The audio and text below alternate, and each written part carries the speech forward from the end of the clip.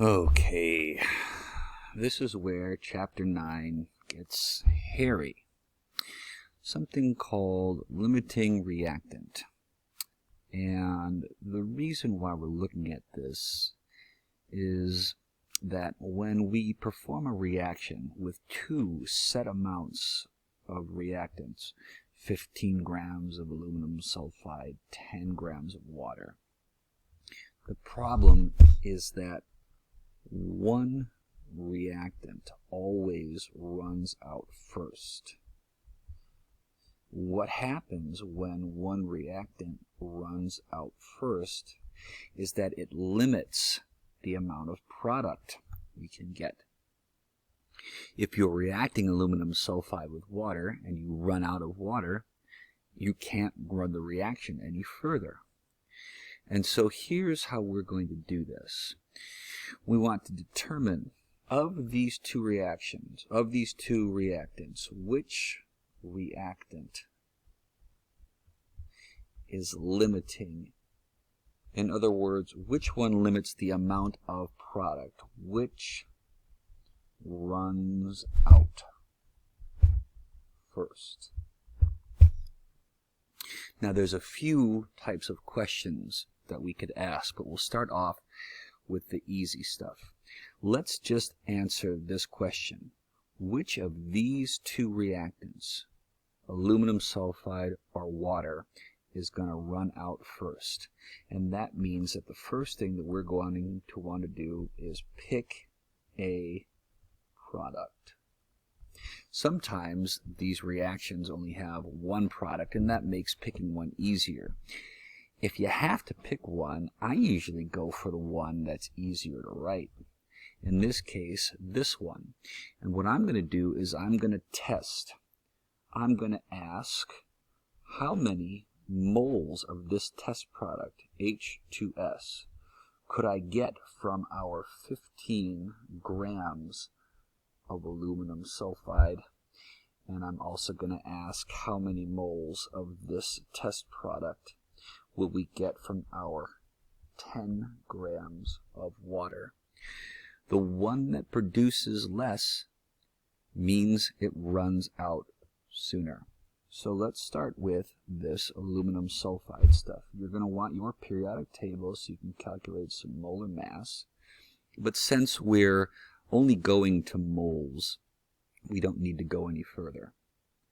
So we're going to ask how many moles of H2S will we get from our 15 grams of aluminum sulfide, and that means you're going to need molar mass. And I happen to know that the molar mass of aluminum sulfide is 150 grams, right? 2 aluminums, they're each 27, 3 sulfurs, they're each 32 in 1 mole. Now I can go from moles of aluminum sulfide to moles of H2S. There's a nicely balanced equation, 3 to 1. That says it takes 3 moles of H2S to react with 1 mole of Al2S3. How many moles of H2S is 15 grams of Al2S3 going to produce? 15 times 1 divided by 150, which is nice. That's 0.1. Times 3 is 0.3 moles of H2S. Well, we're only halfway there because we're going to find out how many moles of H2S we would get from our 10 grams of water. And hopefully you all know that the molar mass of water is 18 grams per mole. I wrote moles. Let's write grams. Excuse me, dropped my pen. So, in 1 mole of H2O, there are 18 grams. And when comparing moles of H2O to moles of H2S, it's fairly cut and dried. There are 3 moles of H2S for every 6 moles of H2O, so the ratio goes here. 3 moles of H2S, 6 moles of H2O. We're going to take 10 grams times 1 divided by 18 times 3 divided by 6, and check this out. This only allows 0.28 moles of H2S. H2S. So of these two products, which one is limiting? The one that produces less. This guy. That means H2O is our limiting reactant.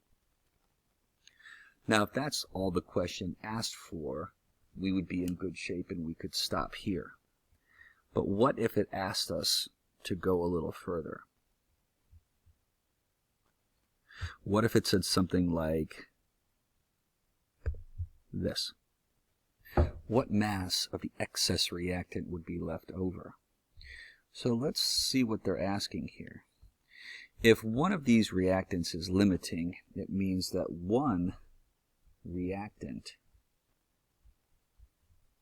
is in excess.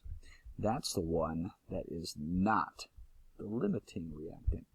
It means that there's going to be some left over.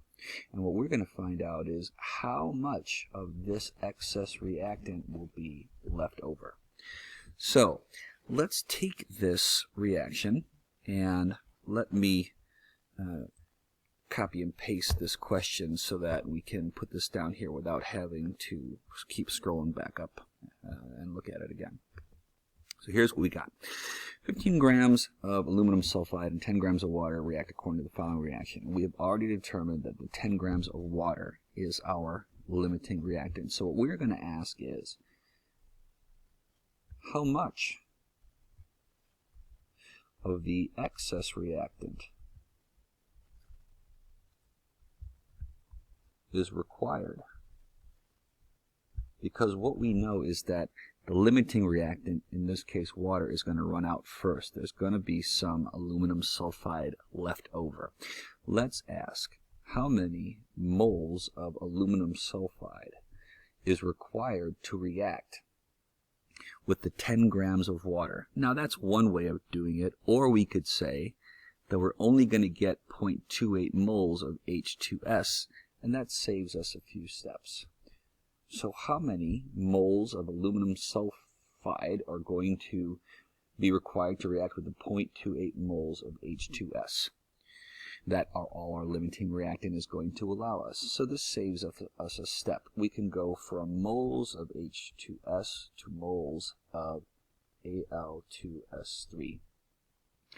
And if we were going to stop at moles, this would be fine. But let's go a little further. So we know the ratio from the equation is 1 mole of Al2S3 and 3 moles of H2S. So we'll put a 1 here and a 3 here.